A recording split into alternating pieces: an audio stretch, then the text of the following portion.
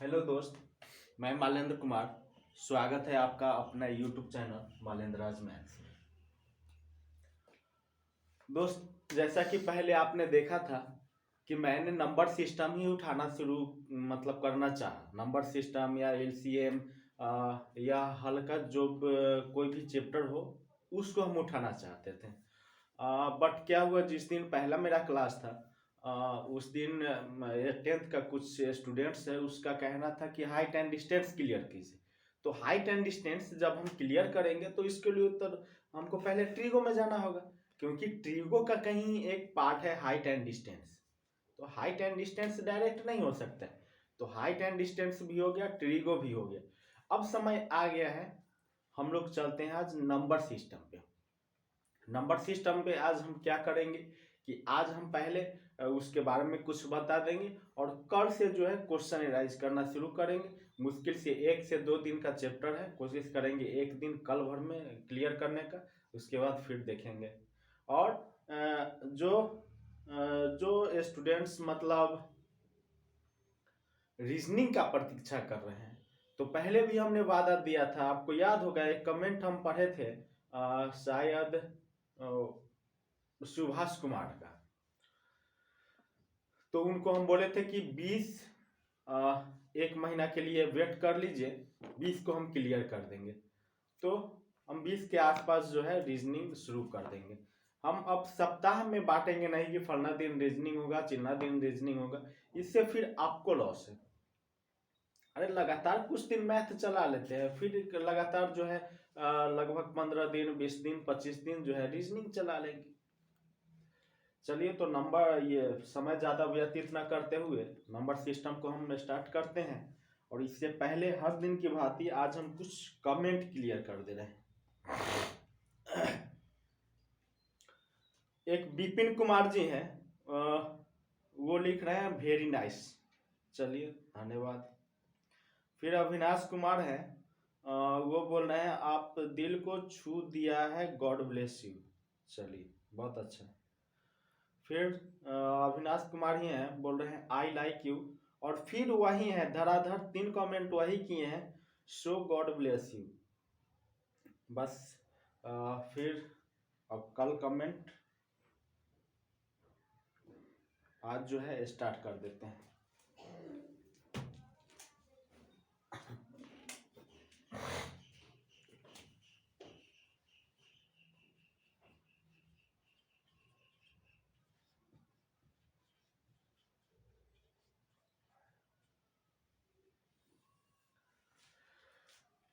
तो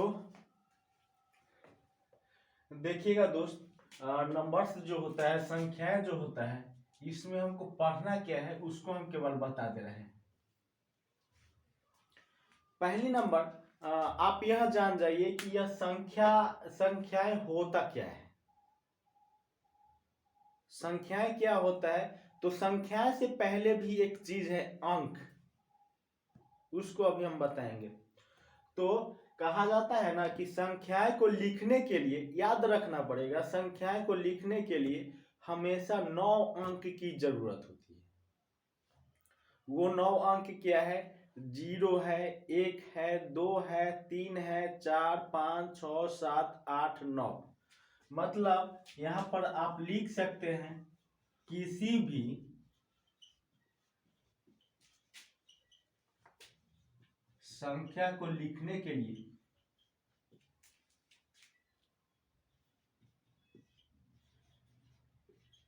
9 अंकों की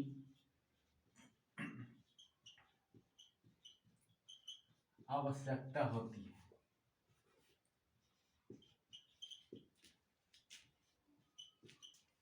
वे हैं 0, 1, 2, 3, 4, 5, 6, 7, 8, 9। अब बोलिए, यह जो है वाकई में सत्य है। अगर 910 भी लिख रहे हैं, 805 भी लिख रहे हैं, 708 भी लिख रहे हैं, या 779 भी लिख रहे हैं, तो यहाँ पर देखिए, यही आपका जो है सर्कुलर, मतलब घूम फिर के आपका यही आ रहा है। इसमें जो अंक है, यही अंक में से कोई ना कोई होगा। यह आपका क्लियर हो गया। अब चलते हैं, एक होता है इसमें जातीय अंकित मान। जातीय या अंकित मान या फिर उसको बोलिए, एक होता है स्थानीय मान। y पर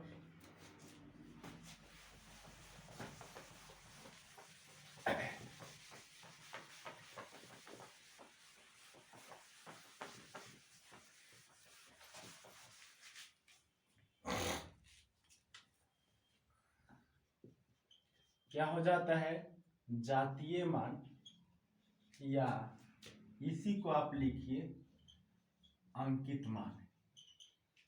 इसका इंग्लिश हो जाता है फेस वैल्यू। और एक होता है स्थानीय मान, इंग्लिश हो जाता है इसका प्लेस वैल्यू। चलिए, लिखने से ज्यादा समझिएगा, बता देते हैं। जातीय अंकित मान क्या होता है, तो किसी भी संख्या में या किसी भी संख्या का किसी भी अंक का जातीय या अंकित मान का वैल्यू का मान खुद वही होता है। किसी भी संख्या में किसी भी संख्या के किसी भी अंक का उसका जातीय मान या अंकित मान दोनों एक ही हैं, उसी को हम लोग बोलते हैं फेस वैल्यू। जातीय अंकित मान खुद होता है। जैसे एग्जाम्पल हम दे रहे हैं 7, 8, 5, 6, इसमें 8 का अंकित मान अगर पूछेगा तो 8 होगा, 7 का पूछेगा 7 होगा, 5 का पूछेगा 5 होगा, 6 का पूछेगा 6 हो जाएगा, कोई चेंजिंग नहीं। मतलब इसका मान ही होता है फेस वैल्यू, जो उसका फेस है वही है। अब प्लेस वैल्यू में आते हैं, स्थानीय मान में इसका सुनिएगा, किसी भी संख्या में या किसी भी संख्या के अंकों का स्थानीय मान उसके स्थान के अंक पर डिपेंड करता है, निर्भर करता है। इसको तोड़ देते हैं, सुनिएगा। किसी भी संख्या के उसके अंकों का स्थानीय मान प्लेस वैल्यू उसके अंकों के स्थान पर निर्भर करता है, इसीलिए इसका नाम स्थानीय मान है। और इसका नाम जो है अंकित मान है। अंकित मान कहने का मतलब जो अंक जहां पर अंकित है उसका खुद वही मान हो जाएगा, अंकित मान। और इसका स्थानीय मान है, मतलब जो अंक कहां पर स्थित है, कौन से स्थान पर स्थित है, उस स्थान पर निर्भर होता है। तो इसके लिए हमको एक चीज जानना पड़ेगा। उससे पहले हमको जानना पड़ेगा कि यह 6 क्या है। एक नंबर हम लिखते हैं 8, 4, 6, 2, 1, 2, 9, 8, 5। चलिए, अभी फिलहाल इतना ही लेते हैं। हमको जानना पड़ेगा कि इसमें यह क्या है, इकाई है, जानना पड़ेगा यह दहाई है, सैकड़ा है, हजार है, 10,000 है, लाख है, 10 लाख है, करोड़ है, 10 करोड़ है ना। यही ना आपका वंस हो जाएगा, टेंस हो जाएगा, 100 हो जाएगा।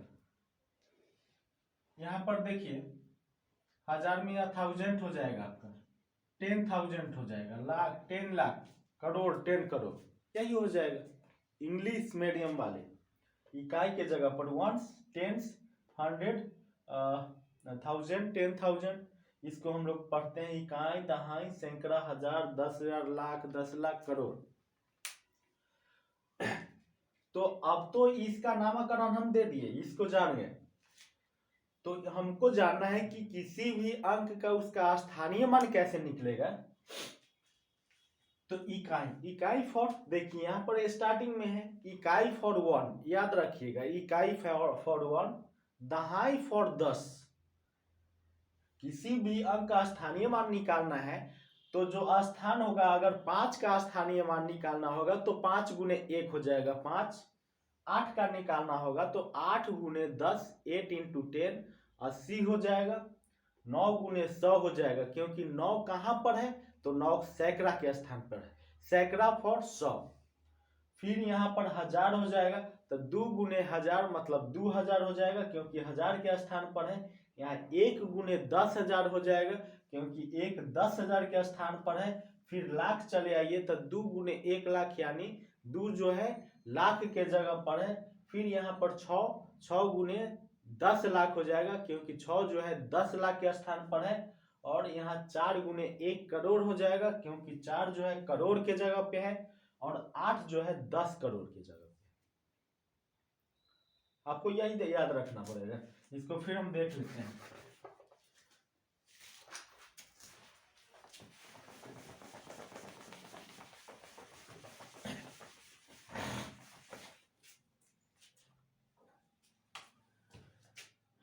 पांच का अगर कोई अंकित मान बोले तो 5 होगा, और स्थानीय मान भी 5 हो जाएगा, क्योंकि 5 गुणे 1 बराबर 5।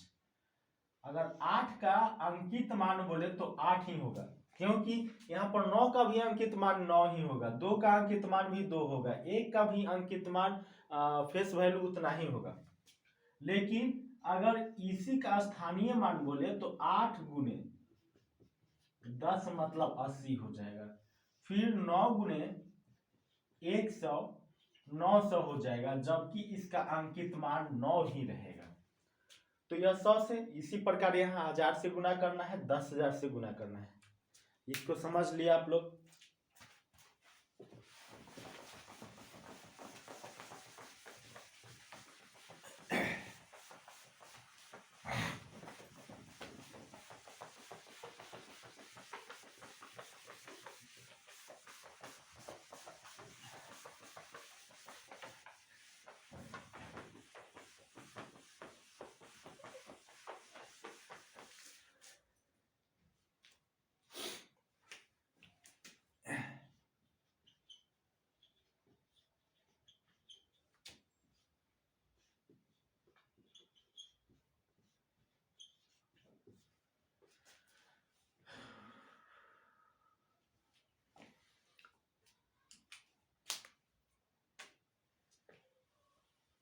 यह आपका हो जाएगा सम, मतलब इवन नंबर, विषम ऑड नंबर। तो पहले सम को देखते हैं, वह पूर्ण संख्या है। अब चलते हैं इससे पहले पूर्ण संख्या। पूर्ण संख्या हम क्या बोल रहे हैं? पूर्ण संख्या होल नंबर होता है, और प्राकृत संख्या होता है जिसको कहा जाता है नेचुरल नंबर। चलिए डायरेक्ट बोर्ड का सहारा हम लोग नहीं लेते हैं। प्राकृत संख्या होता है, प्राकृत संख्या नेचुरल नंबर। प्राकृत संख्या डायरेक्ट आप माइंड मेकअप करके रखिए कि प्राकृत संख्या कहने का क्या मतलब है। नाम से ही कुछ क्लियर है कि प्राकृत, नहीं बोलते हैं कि यह प्राकृतिक वस्तु है, इसको ये मत करो वो मत करो। प्राकृतिक प्रदत्त मतलब ईश्वरीय देन होता है। तो प्राकृतिक नंबर मतलब हो जाता है, संख्याएं हो जाता है कि आदमी जब से अपना विकास करना या धरती पर एडॉप्ट जब से हुआ है, तो एक संख्या शुरू से एक विकास मतलब उसके जिंदगी में है, तो वो प्राकृतिक संख्या हो जाता है। जैसे अब उसमें हो जाता है कि सर ये तो सब जानता है कि 1 2 3 4 5 6 7 8 9 ये प्राकृतिक संख्या है, ठीक है। तो फिर पूर्ण संख्या क्या होता है हम क्लियर कर देते हैं। तो पहले जो है किसी भी व्यक्ति को आज अगर हम लोगों को 10 लिखने की जरूरत होता है तो हम लोग डायरेक्ट लिख लेते हैं 10, लेकिन पहले आदमी को अगर लिखने की जरूरत होता था, कहीं अनुमान कर रहे हैं, तो 10 शायद इसी तरह लिखा होगा ना, 5 + 5, 8 + 2, 9 + 1, 7 + 3, 6 + 4, इसी तरह लिखे होंगे। क्योंकि होल संख्या आपका जो पूर्ण संख्या है उसमें जीरो, जो पूर्ण संख्या क्या होता है, प्राकृत संख्या में जीरो लग गया वो पूर्ण संख्या हो जाएगा। तो प्राकृत संख्या था, 1 से 9 तक की अंक को, संख्या को प्राकृत संख्या कहा जाता है। और प्राकृत संख्या में जैसे ही जीरो लग जाता है आपका पूर्ण संख्या हो जाता है। तो अब सम में आ जाते हैं, तो वे सभी पूर्ण संख्याएं सम संख्याएं कहलाती है, वे सभी पूर्ण संख्याएं सम संख्याएं कहलाती है जो 2 से विभाजित हो जाए, 2 से विभाजित हो जाए, या जिसके इकाई स्थान पे 0, 2, 4, 6, 8 हो ना। फिर ऑड हो जाता है, वे सभी पूर्ण संख्याएं जो 2 से विभाज्य नहीं हो, मतलब 2 से भाग नहीं लगता। इसके बाद एक चलते हैं अभाज्य संख्या। अभाज्य संख्या क्या होता है, वे सभी पूर्ण संख्याएं अभाज्य संख्या है जिसका केवल और केवल 2 ही गुणनखंड हो। केवल 2 गुणनखंड क्या होगा, मिला लीजिए। सबसे छोटा आपका अभाज्य संख्या क्या होता है, 2 होता है। तो इसको लिखा जा सकता है 2 × 1 या 1 × 2। फिर उससे ज्यादा 3 होता है तो उसको भी लिखा जा सकता है 3 × 1 या 1 × 3। 4 अभाज्य संख्या क्यों नहीं होगा, क्योंकि 1 × 4 भी लिखेंगे और 4 × 1 भी लिखेंगे, ये तो 2 गो आपका हो जाएगा गुणनखंड, लेकिन उसको 2 × 2 भी लिखेंगे, इसीलिए 4 अभाज्य नहीं होगा। 5 हो जाएगा क्योंकि 1 × 5 और 5 × 1 ही लिखेंगे।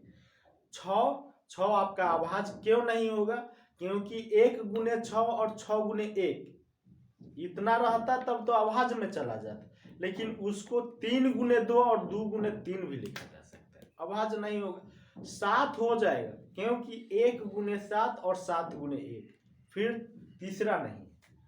8 को अभाज्य नहीं लिखेंगे क्योंकि इसमें और लंबा चला जाता है, 1 × 8, 8 × 1, ये तो खैर पूछता नहीं है, छोड़ दीजिए। उसके बाद 4 × 2 भी लिख सकते हैं, 2 × 4 भी लिख सकते हैं, 2 × 2 × 2 भी लिख सकते हैं, तो इसका नहीं हो पाएगा। फिर 9 को ले चलते हैं, तो 9 भी अभाज्य आपका नहीं होगा। क्यों नहीं होगा सो हम बताते हैं। 1 × 9, 9 × 1, और 3 × 3 भी तो होता है, तो 9 नहीं होगा। 11 आपका हो जाएगा क्योंकि 1 × 11, 11 × 1, समझ गए। जिसका गुणनखंड जो होता है केवल और केवल 2 होना चाहिए, 1 गुणे उतना होना चाहिए और उतना गुणे 1 होना चाहिए। वे सभी पूर्ण संख्याएं अभाज्य संख्या कहलाएंगी जिसका गुणनखंड केवल और केवल 2 होना चाहिए, 1 होना चाहिए 1 गुणे वो संख्या, और दूसरा गुणनखंड होना चाहिए वह संख्या गुणे 1। इसको जब हम अपने भाषा में अगर बोलेंगे तो अब इससे आप समझ सकते हैं, आराम से समझ सकते हैं कि वह सभी संख्या अभाज्य संख्या हो जाएगा। मतलब डायरेक्ट समझ जाइए कि वो सभी अभाज्य संख्या कहलाएगा ना जो खुद से भाग लग जाए, खुद से कट जाए और 1 से कट जाए और किसी से नहीं कटे, डायरेक्ट समझ जाइए। जैसे 11 काम किए हैं ना, 1 से कट जाएगा, 11 से कट जाएगा, 1 के पहाड़ा में है, 1 के पहाड़ा में तसव है। 1 के पहाड़ा में आपको डायरेक्ट समझना है कि यहाँ 2 गुणनखंड होना चाहिए, तो 1 के पहाड़ा में तसव है। 11 है तो 11 के पहाड़ा में 11 है, और किसी के पहाड़ा में नहीं है तो उसको छाट दीजिए, भतकटुआ है वो। 7 को लेकर चलिए, 1 के पहाड़ा में तो होगा, जाहिर सी बात है। 7 के पहाड़ा में भी होगा, 7 × 7, और किसी के पहाड़ा में नहीं, अभाज्य हो जाएगा। फिर आगे चलिए, 13 1 के पहाड़ा में है, 13 के पहाड़ा में है, और 13 जो है किसी के पहाड़ा में नहीं है, तो 13 अभाज्य हो जाएगा। आगे चलिए, 14 अभाज्य नहीं होगा। क्यों नहीं होगा? 1 के पहाड़ा में भी है, 14 के पहाड़ा में भी है, 2 के पहाड़ा में भी है, 7 के पहाड़ा में भी। 15 को लेकर चलिए, 15 अभाज्य नहीं होगा। क्यों नहीं होगा? वह 1 के पहाड़ा में भी है, 15 के पहाड़ा में भी है, 3 के पहाड़ा में भी है, 5 के पहाड़ा में भी। 19 लेकर चलिए, 19 जो है अभाज्य होगा, क्योंकि 1 के टेबल में भी है, 19 के टेबल में भी है, और किसी के टेबल में है, ये नहीं है। 19 अभाज्य हो जाएगा। 21 अभाज्य नहीं होगा, 1 के टेबल में है, 21 के टेबल में है, 21 से कम 21, और 3 के टेबल में भी है, 3 7 जा 3 7 21, और 7 के पहाड़ा में भी है। डायरेक्ट आप समझ जाइए कि जो 1 और खुद के पहाड़ा के अलावा किसी के पहाड़ा में नहीं हो, उस सबको अभाज्य संख्या में धक्का दे देंगे। चलिए, अब आगे जो है मौखिक ओरली जो है हम बता देते हैं, समझिएगा। अब इसके बाद आ जाता है कि बारी बारी से हम कटने का कारण इसमें जो है बता देते हैं।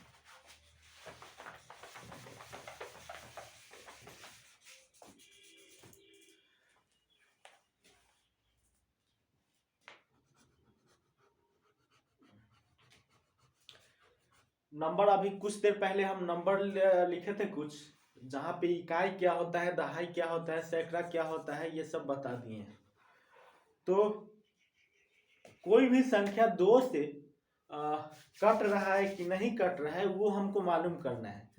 तो वे सभी संख्याएं 2 से विभाजित हो सकती है या होती है जिसके इकाई स्थान पे 0 हो, 2 हो, 4, 6, 8 हो, या फिर जिसका इकाई अंक सम हो। वे सभी संख्याएं 2 से कटेगी जिसके इकाई अंक पर 2, 4, 6, 8 हो, अथवा इकाई स्थान सम हो। 3 से चलते हैं। वे सभी संख्याएं 3 से विभाज्य होगी, 3 से कटेगी जिसमें सभी अंकों का योग, सभी अंकों का योग, जैसे अगर मान लेते हैं 4, 3, 7 और 1, अगर यहां पर 2 बैठा दिया जाए तो यह 2 से कटेगा ही, एकदम कटेगा। इसको हटाइए तो यह 3 से कटेगा या नहीं कटेगा? 4 3 7, 7 7 14, 14 और 1 15। तो 15 3 के पहाड़ा में है कि नहीं है? 3 5 15। जाहिर सी बात है कि यह 3 से कटेगा, देख लीजिएगा आप लोग। अब चलते हैं 4 से कटने का। वे सभी संख्याएं 4 से विभाज्य होगी ना, वे सभी संख्याएं 4 से विभाज्य होगी जिसके इकाई और दहाई की अंक से बनी संख्या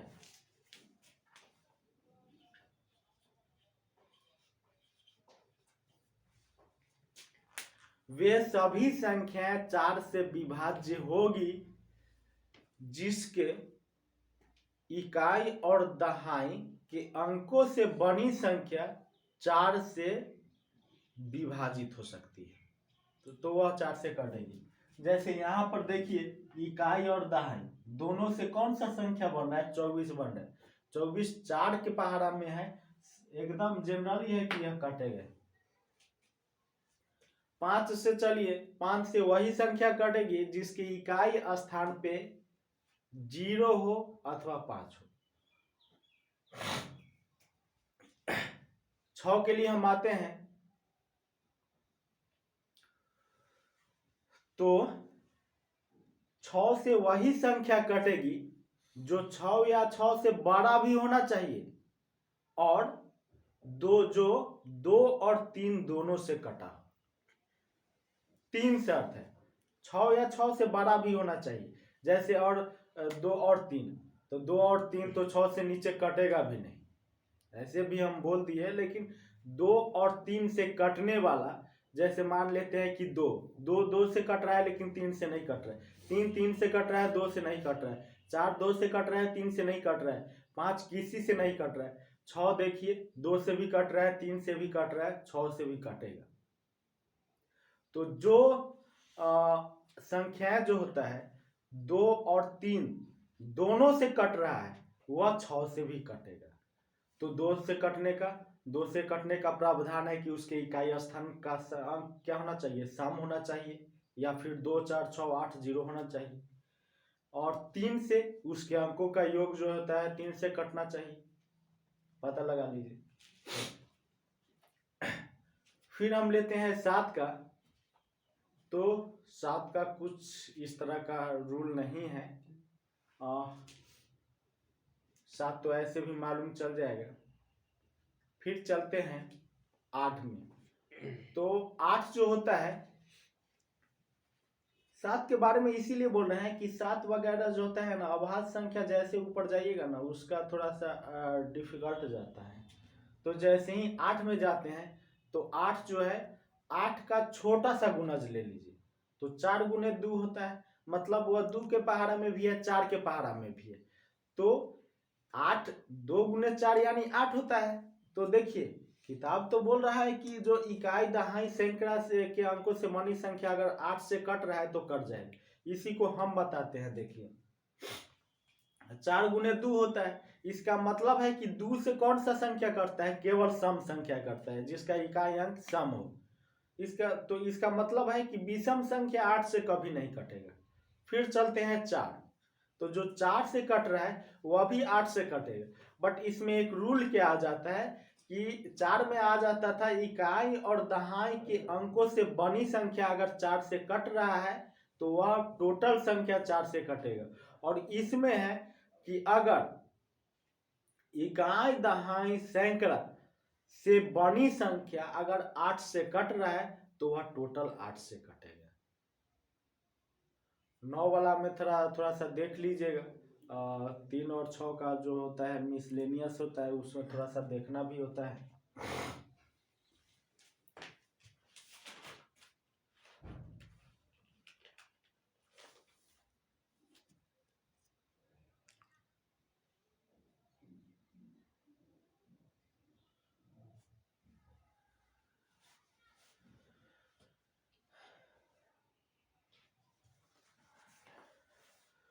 और 9 का तो हम बता ही दिए हैं कि जो 3 से 3 को देख लीजिएगा, जो 3 से कटेगा वो 9 से कटेगा ही, बट थोड़ा सा एक आपको ध्यान देना पड़ेगा कि 3 से तो 3 भी कट रहा है, 9 से नहीं कटेगा। 3 से 6 भी कट रहा है, 9 से नहीं कटेगा, मतलब 9 या 9 से बड़ा 3 से कट रहा है, इसमें आ जाएगा।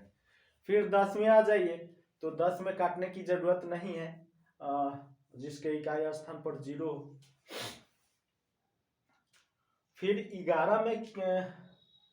11 में शायद जो होता है आपका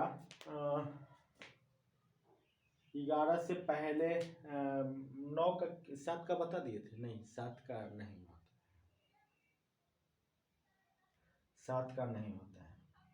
और फिर 11 का हमारे अंदाज से यह होता है कि जिसका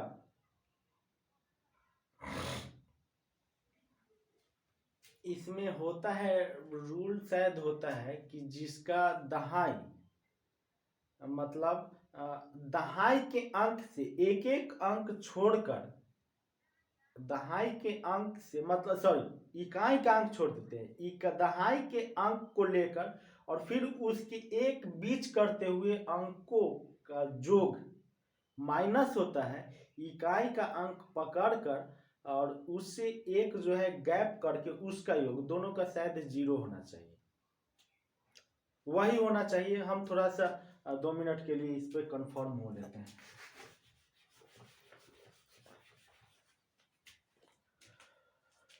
21 7 9 7 8 2, 21 7 9 7 8 2। इसका आपका नियम क्या है 11 से कटने का, कि यही है कि दूसरा है, नहीं दूसरा है, हम तो दूसरा क्वेश्चन लिख दिए हैं। 13 61 052, इसको भी रहने दीजिएगा, यह भी काम देगा। इसको हम क्या बताए थे, शायद बताए थे कि दी गई संख्या में दहाई का अंक ले लेना है और उसके बाद गैप करते हुए सभी अंकों को जोड़ना है। तो आपका यही हो जाएगा 5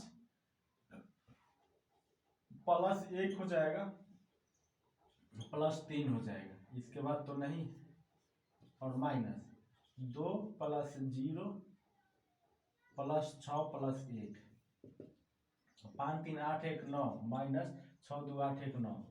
हाँ यही होता है, कंफर्म यही होता है आपका।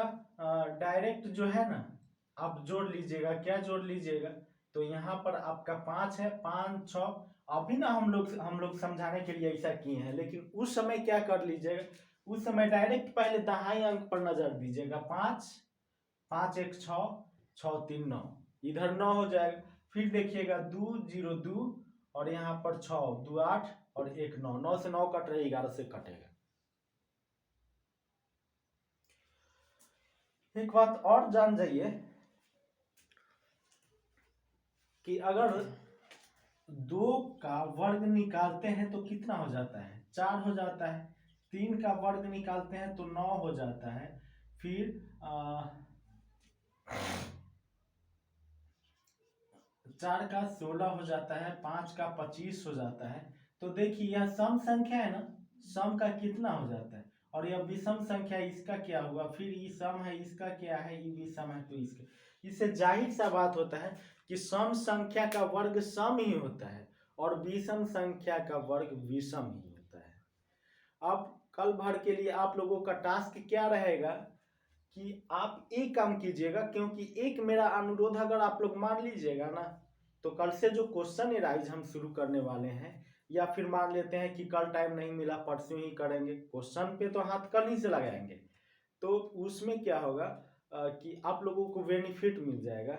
इसमें यह वर्गमूल का है, 1 का स्क्वायर 1 होता है, 2 का स्क्वायर 2 गुने 2 4 होता है, 3 का स्क्वायर 3 गुने 3 9 होता है, 4 का स्क्वायर 4 गुने 4 होता है 16, 5 का 5 गुने 5 25, 6 का स्क्वायर 6 गुने 6 यानी 36 होता है। उसी प्रकार कम से कम हम तो बोलेंगे 50 तक, अगर 50 तक नहीं होता है आप लोगों से कम 30 तक लिख लीजिए और उसको याद कर लीजिए। इससे होगा क्या कि जनरली जो होता है ना, उसके आसपास से ही क्वेश्चन उठाया जाता है और वह आपको ध्यान में हो जाएगा। और चलिए इसी से अंत करते हैं और फिलहाल आगे इसको हम देखते हैं। Thank you very much.